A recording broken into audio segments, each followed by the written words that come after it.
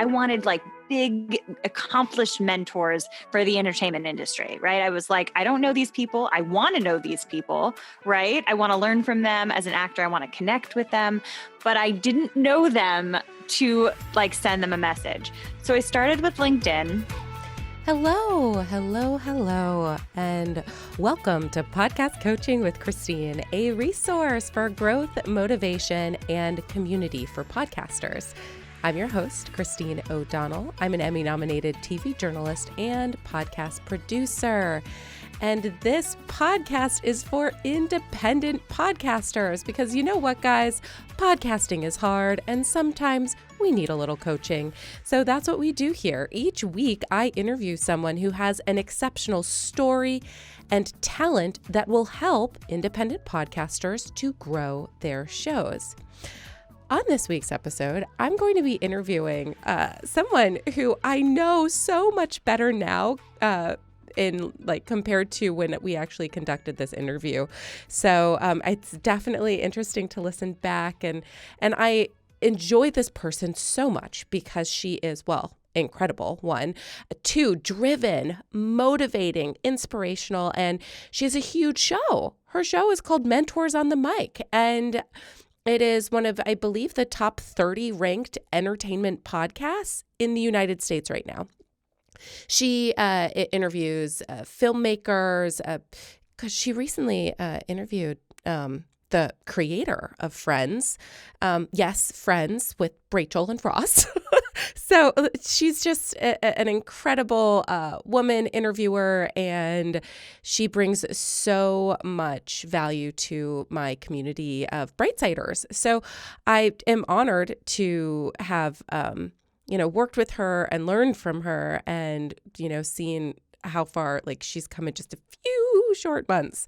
So this podcast, what's it about? Well, it's about using LinkedIn to book huge guests on your show, like celebrity guests on your show, to book the highest of experts, to get insights and from mentors who have been there and done it and who are like, yeah, we connected on LinkedIn, for sure I'll be on your show.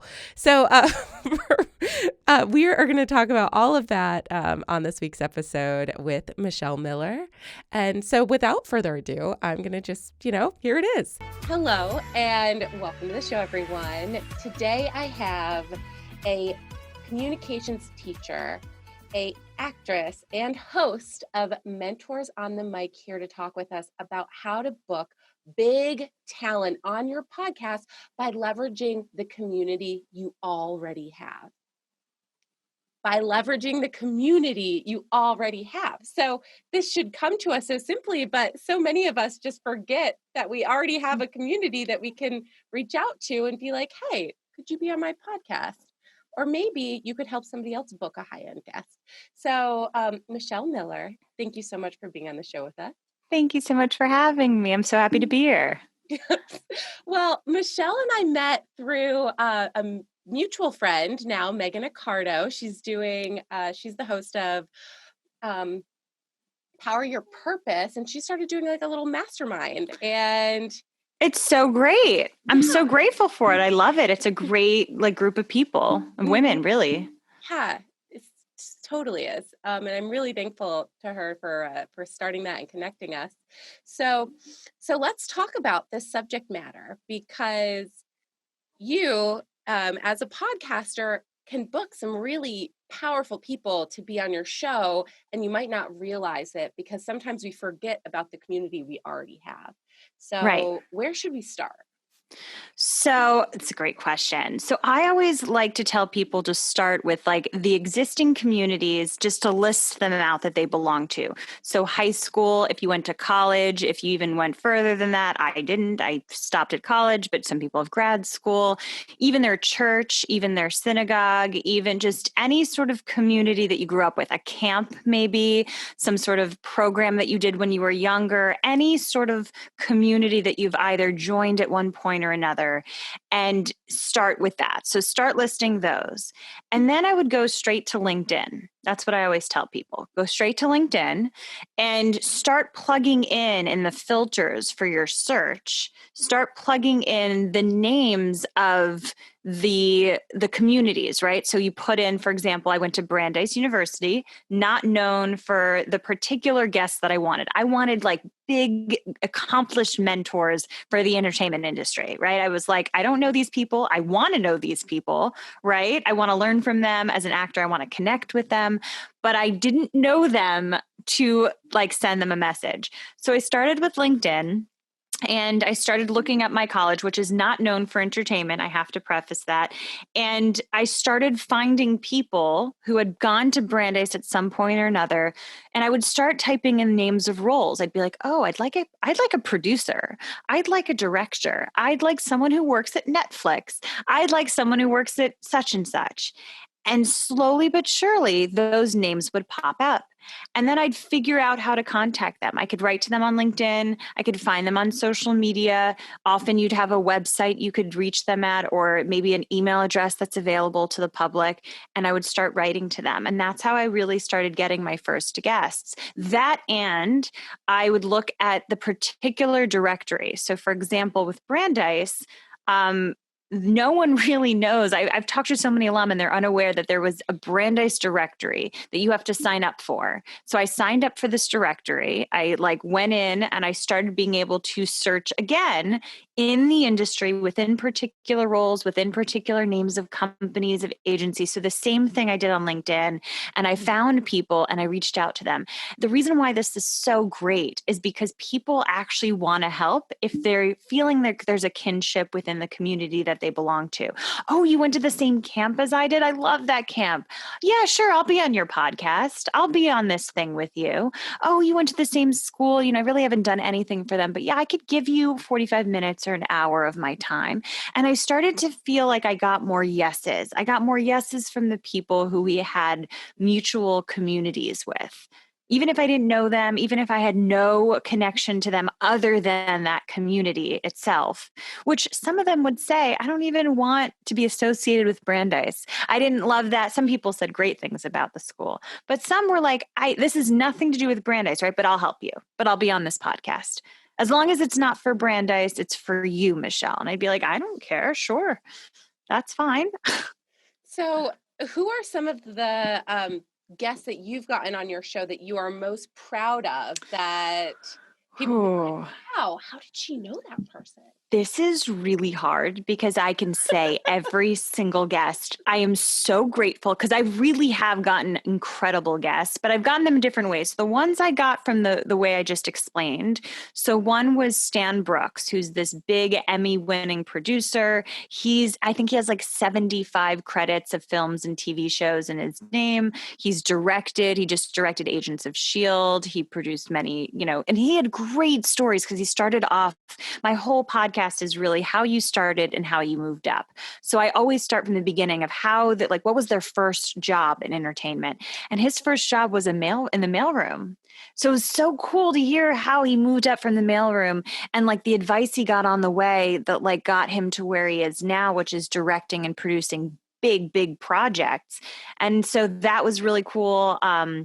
What else? It's really hard because like I said, every guest I'm super excited about. I only take on guests that I'm like thrilled by. The last guest was Linda Mendoza, who's a huge comedy to TV director. I got that through a different tip, which I'll share with you. What else did I get that I'm like incredible? I got this guy named Ron West, who's a big Hollywood manager and producer in LA. He had great stories too. He would just name drop really like just casually where it was like, you could tell it's authentic. He's like, oh, so, this was the whole thing. Matthew McConaughey gave me this referral to this guy. And I was like, is this how LA is like, that you just like, everyone's connected to these big celebrities? Cause that's the impression I'm getting at this point. But just, I'm trying to think of other people, there were people in my own network that I tapped into as well. So like, there were a couple people who were mentors for me in creating my podcast. Here's a really good story you'd appreciate. So there's these two women that I know who were both actors, and they created a podcast. They wanted to do a project together, and they created a podcast about the Hallmark channel. They just loved Hallmark movies. They're like, let's just create a podcast where we talk about Hallmark movies because we both love them. We both want to have this project together. And it grew for about a year. It wasn't like they had the biggest numbers ever, the biggest community, but they would get some Hallmark people to be on their podcast as guests. They had great games. They had a great dynamic. They called themselves the Bubbly Sesh. After a year of doing the podcast, one of them reached out to the CEO of Hallmark and said, hey, I don't know if you're going to get this, wrote this email that was like, this is who we are. This is what we do. We heard you're making a podcast. You put out a couple episodes. We'd love to collaborate with you. We'd love to come on as a producer, just listing all these possible ideas. They didn't hear back for 5 weeks. Nothing. Zero. It was just a really crazy time. December is Christmas for them. So they're all up in that. And 5 weeks later, they got an email with one line that was yeah, come in for a meeting. They came in for a meeting. They are now the official podcast for Hallmark Channel. They are the Hallmark's The Bubbly Sesh. They have an office in the Hallmark building. They are fully immersed. And then later, after a few months, they got they both got parts in a Hallmark movie. They had a small part. So it's just all full circle. It was just this incredible story. And I was like, I need you guys on the podcast. You guys are people that I want to share this story of. So, it really is all about the stories, about the things that they've done, the things people, do to get to different places, even just the funny stories, just there's so many. I really sort of gravitate to that. But these people exist in our network. Stories, come from everybody. You just kind of have to figure out the right perspective to talk to them about it. It's so interesting to me because the podcasting space is just so loose, so fast and loose, right? Anybody can join. Yeah. Anybody can be a podcaster. The barrier to entry is so low. You really just need a good idea and something you're passionate about and follow through. Exactly. And then consistency and to not be afraid to do those things hey, I just wanted to reach out and be we could do this for you or that for you or this for you. Thank you so much. And just because they put themselves out there, because they started this podcast, because they loved it, now they have this whole other opportunity that is probably blowing their minds. I haven't interviewed them. I want to now, but right. That's just, and it's crazy because I recently traveled, Michelle. And it's that's a topic, right? Because that's a thing. COVID-19, pandemic world, scary to travel. But I had been in upstate New York visiting my family. We had driven there from Minnesota with our kids and my husband. It was a whole thing. And then while I was there, I'm talking about what I do with people. And people, I'm a podcast coach. Yeah. I'm a journalist. I'm a producer. And I teach people how to launch successful podcasts when it comes to figuring out what their story is, their messaging is. I thrive on it. And I'm mentioning this to people around me who are so how's your business going, Christine? And I'm oh, it's going okay. It's going pretty good. And they're okay. So many people still don't know what podcasting is. Yeah. Or they think of podcasting as some second rate or third rate or fourth rate. This is really low commodity medium that they don't understand how to listen to. And then I'm hey, Alexa, play podcast coaching with Christine. And then my dad was whoa, what is happening right now? Yeah. And so it's so interesting that for so many people, podcasting is just not a thing, not something they're thinking about. It's not on their radar. The infiltration is still so low. But then one of the biggest questions I get from people who thinking about starting a podcast is the market too saturated? Are too many people doing this? What's the point? And that mentality, thought process just kind of defeats you before you start. Yeah. You can create and craft something that Mhm. could lead to this other amazing thing, but it's got Yeah. something that you're passionate about and something you like really want to keep doing. Um, and there's of course strategy behind it, but I think that story is so awesome because so many people don't think of podcasting as a big deal right now, Yeah, that's and their are job still, now. yeah. Their job is to go to the Hallmark building. Mhm. And I mean, maybe not as much now. They do more remote interviews, but they do panels for Hallmark. They've been flown to the upfronts for Hallmark. They'll Mhm. host things. They'll do like, they'll do fun things. Like I went in for, I was a guest on their podcast last year to promote like a Hanukkah Christmas movie. And I remember when I got there, they had their hair done. And I was like, oh my God, nice hair. They're like, we just got back from Dry Bar because Hallmark and Dry Bar did like a collaboration and they wanted us to go and get our hair done and talk about it. And I was like, you guys are getting free blowouts because like this is what a great job, but that's their job and it looks so Yeah. fun. And they do other projects too. Great girls. You should check it out, especially if you're into Hallmark movies. But I think that it inspired me because I'd wanted to create a podcast for so long, but I didn't have a topic. I definitely had nerves. I definitely felt like, what am I supposed to say? And I remember looking at them going, the joy that they had just talking about Hallmark movies with one another ended up catapulting into something much bigger that even affected their other job, which is to be an actor. And I thought to myself, like, what am I doing? Like, just create. And I have to tell you, Christine, it's one of the best things I've ever done because I now have agency over something creative. I felt like for so long I was waiting to get a job to be creative, or I was paying for a class to be creative. And it couldn't happen whenever I wanted to. Now I can be creative with something that's my own.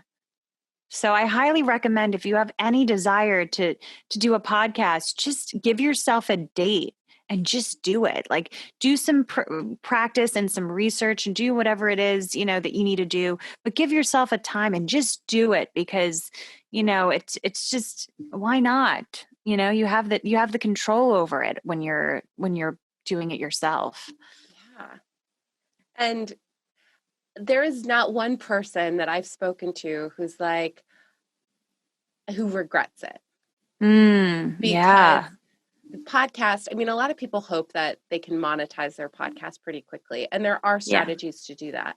But the things that you're going to get out of your podcast beyond, like for me, it's the relationships. Like I've met so many amazing people who just like fuel my soul and Mm. make me just want to be more amazing for them. like there's just Yeah. so many amazing people out there, and podcasting kind of gives you an excuse to talk with them. Yeah. And, and then there's the creativity that like this other thing that you now have ownership over that nobody else can take away from you. Yeah. And it's really Yeah. beautiful. And going back to your other point, like that is so important, Christine. The idea that like these people wouldn't talk to you otherwise for the most part. I mean, I reached out to a couple of my guests like 10 years ago when I graduated college. And I remember reaching out to them, and I was reaching out to them as an actress who wanted their advice or wanted their connections or just wanted to hear from them about like getting an agent or getting in, to bigger auditions. And there was only so much they could help. Like, even if they were a producer, even if they were an agent, even if they were a manager, there was only so much they could do. And I didn't talk to them again for years because I didn't know how to reach out to them again and be like, hey, same boat. I'd love for you to give me something. I'd love for you to give me a part or a connection. And it's different when you're asking them to talk about themselves. And I got that difference. Like it's a different ask for them to spend some time being on a podcast. And some people are not thrilled about doing it. There's been one or two that I think that said no politely, but almost everyone loves to talk about themselves. So I've gotten so many more yeses from really big people, like big producers, big directors, agents, managers, the casting director that cast me in Homeland. I can't just call her and talk to her whenever. We're not close. We're not like friends. I've paid her for classes. I've gotten parts from her. I've gotten auditions from her, but I can't just call up a casting director. That's not allowed as an actor. But I can ask to interview her for a podcast. And all that is still networking. I still get to know her more. She still gets to know me more. But I also get to share her story with other people. And the stories and the lessons I've learned have not only impacted me, but impacted other people I've spoken to. So why not have all of that, you know? Yeah. Go preach. Yeah. But I have other tips too. Oh. So, okay. So I kind of like alluded to it earlier, but another one is social media. So I reached out to a few people just through social media. And again, I would try to have some sort of connection, like, oh, we went to the school, we went to, but sometimes I started reaching out and I would now leverage the existing guests that I've already gotten from those initial communities. I now that now gave me credibility to ask them, even if I didn't know them. So I would write to certain people, and some people I never heard back from, mind you, but a couple people right away said, yeah, sure, I'll be on your podcast. And as long as you have a very specific ask, like I'd say, 45 minutes to an hour, I'd say, so it's not that much time. I'd say it's on Zoom. So they know Zoom. It's very sort of easily thought of, like accessible for them, for most people. I'd say happy to promote anything you want to promote. And I would say, these are the guests that I've had. Mm-hmm. And I now can start listing the 3 or 4 people that I was able to get, and I also, some people that I'm now thinking about. I got this guy who's an editorial analyst at Netflix. I put it in LinkedIn. I was like, Brandeis, Netflix. And I got an editorial analyst. It is still one of my top episodes. People wanted to learn about metadata. I didn't even know anything about metadata. We're coming from a place of like, I have no idea. So that kind of connection through social media, I reached out to this one woman. Her name's Serena Kerrigan. Top episode for my podcast still, because she just has so many followers and so much engagement. So this is the other tip I give people. Don't only look at the follower count for people, look at their engagement level. So not everyone feels like they have a good idea about Instagram, but here's a tip. Look at how many comments they're getting and how many likes they're getting, as opposed to how many followers you have, because a lot of people have inflated followers. And so you look at their engagement, you think, okay, they're getting 10,000 people liking and engaging with them and commenting. Those are people that are more likely to listen to an episode if they recommend it. And that's sort of the idea you want to think. You don't want to think, oh, they have 30,000 followers. That's 30,000 people listening to my podcast potentially. No, because those 30,000 people might not be real. They might not care if that person puts out anything. You want to look at how much engagement. So this one girl, Serena Kerrigan, she's a content creator. She had so many followers, but also so many people wanted to interact with her, and they all wanted to learn her story. So she only posted my podcast once, and it's still the #1 episode on my podcast. So that's part of it too. It's like, find the people who have a lot of people wanting to be with it, like wanting to hear from them, wanting to interact with them. Yeah, find that engagement. Yeah. Something I wanted to bring up in this same space is also to think about people who might be in your network that could help. They might not fit your podcast, but they might be able to help another podcaster. Yeah. Like, you might be able to help another podcaster get their dream interview without even like knowing it. Like, you might be able to connect them to somebody. This happened to me, and then it becomes like such a mutual, like then everybody's just scratching each other's back, and you're just growing together, and it's so awesome. An example of this is, and also my 4.5-month-old is with us too, so she might make some noise. An example is there's an amazing podcast. I don't know if you've heard of it, Michelle, but it's called The Only One in the Room. And it is hosted by Laura Cathcart-Robbins.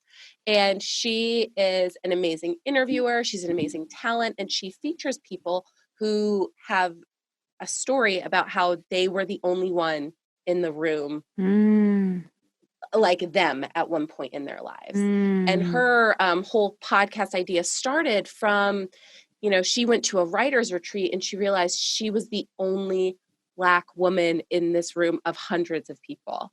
And she couldn't believe it. And then she wrote about it, and then it got published, and then it went viral. And wow. And this thing that she wasn't expecting was the way she wrote the article spoke to so many people, because so many of us have felt like the only one in the room, regardless of our skin color. Like, there are other things that happen to us in our lives that make us an outsider at one point. And so she started to speak to all of these outsiders. Anyway, I admire her so much, and I loved her podcast, and I ended up interviewing her on this show. On the show, I was like, who's your dream interview guest? Who would you love?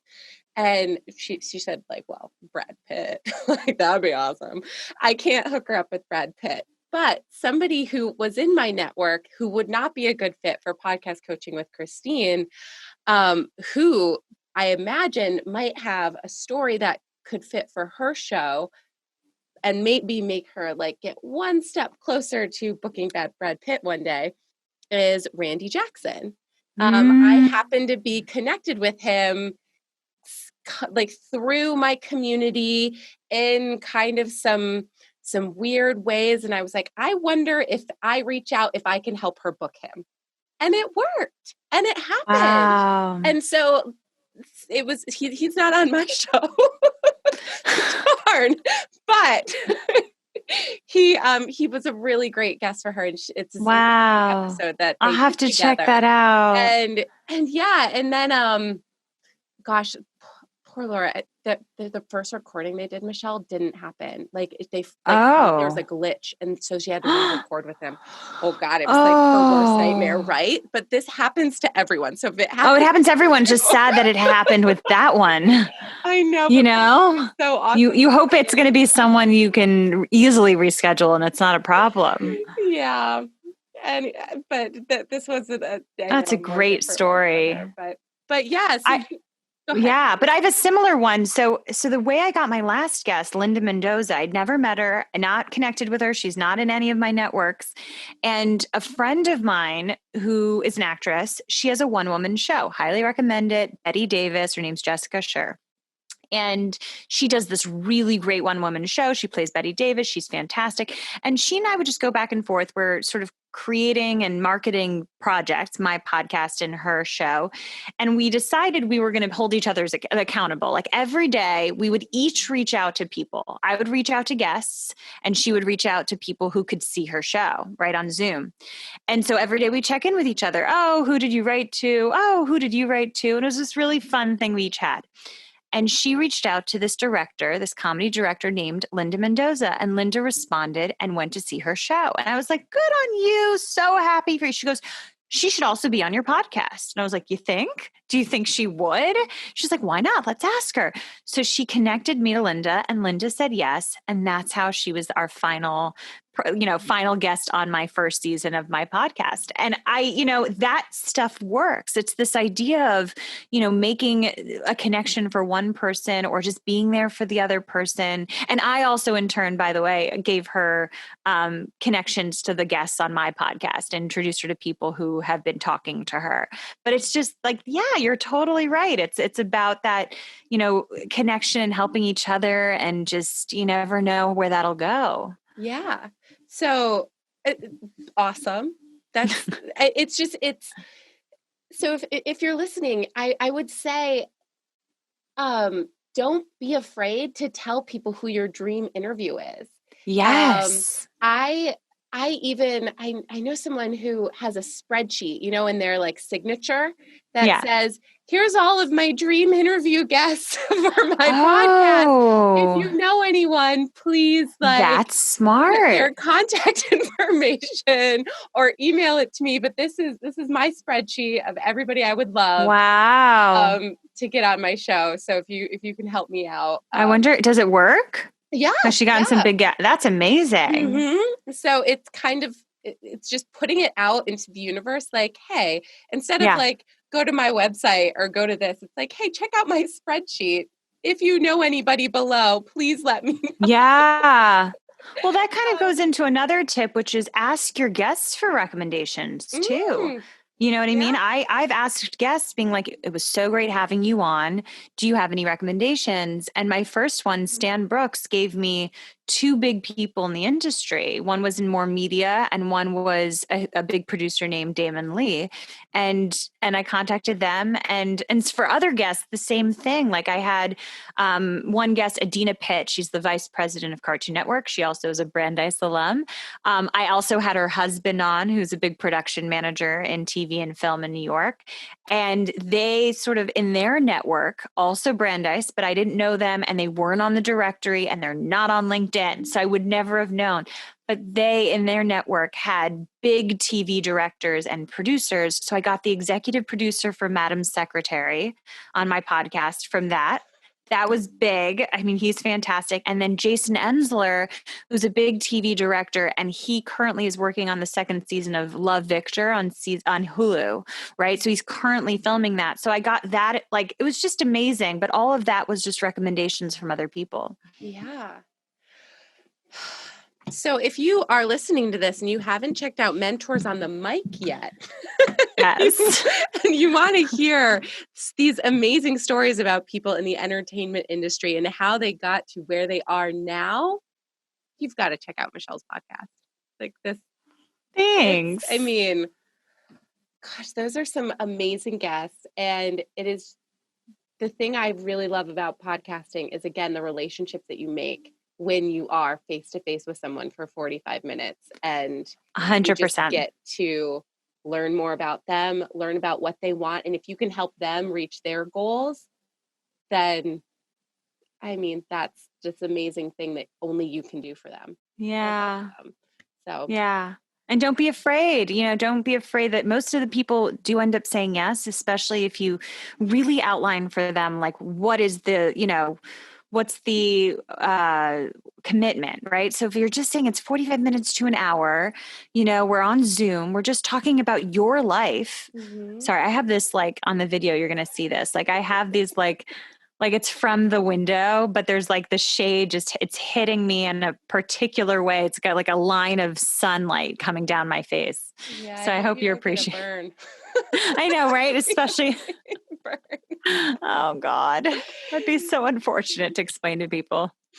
But yeah, no, have fun with it. Make it a game. I was making it a game for a long time. Like, what's the next guest? And after a while, people also reach out to you and they'll say, I have this idea, but I love your idea about putting it in the signature. I'm going to play around with that one, maybe. Yeah. See where it'll take Why not? you, see what it could do for you. There's so many different ways podcasting can impact your life in a positive way, whether it's making your name be the first thing that pops up when people Google your expertise on that's something podcasting can do for you.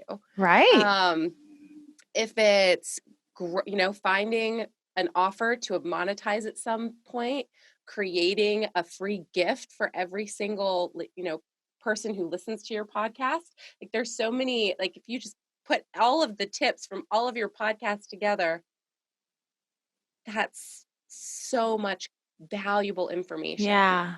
So, yeah. It's so true. Excites me. Oh, good. I love that. So any other tips for people who would really like to lean into the community that they already have to get people on their podcast? Yeah, I have one more tip. I think I always like to tell people, which is try to time people's like the things that people are trying to promote. So for example, like I reached out to an author that I love, Taylor Jenkins Reid. She wrote Daisy Jones and the Six, great book, highly recommend. And I reached out to her on a whim on social media and I was like, I'd love to interview. I love this book. It really is important to me. This is the time frame, et cetera. And someone on her team wrote me and was like, oh, well, this is the PR team. Like you could reach out to them. So I was like, okay, why not? I'll reach out to them. So I reached out to them and they're like, well, she's not doing interviews right now, but she's actually promoting the book, her new book in the spring. But reach out to us then and we'll coordinate an interview. So that started getting me thinking, like, how much can I time things for what people are trying to promote? So there was one person in my network. She's a TV film director. She was nominated for a Tony for Rock of Ages for Best Director. And she also, I saw on social media that she directed an episode of Netflix's Julie and the Phantoms. And I saw when it was, and I reached out to her and I said, I'd love to talk about this and your career and how you started. We can time it for around when the episode comes out. And then I reached out to Serena Kerrigan, who's the content creator I was telling you about. She was doing a second season of her Instagram live show, which it was really big and had a lot of, engagement, et cetera. And so I made that episode the same week of her launch. So I would recommend start finding people, things that they're promoting, right? Books, things that they're working on, and time it for the launch day, because people specifically, I had another one who's a graphic novelist. He had a Kickstarter for his book, or his graphic novel, which, I think he made 6 times his initial goal by the end of the month. Like he already got to his goal for the Kickstarter in 2 hours, but he timed his launch so well that the entire week of his launch, he had like podcast interviews coming out. He had articles written about him. He had done so much the month before to prepare. And so when we did our interview, I told him I would, like, the day his launch started, I would time the episode for that day.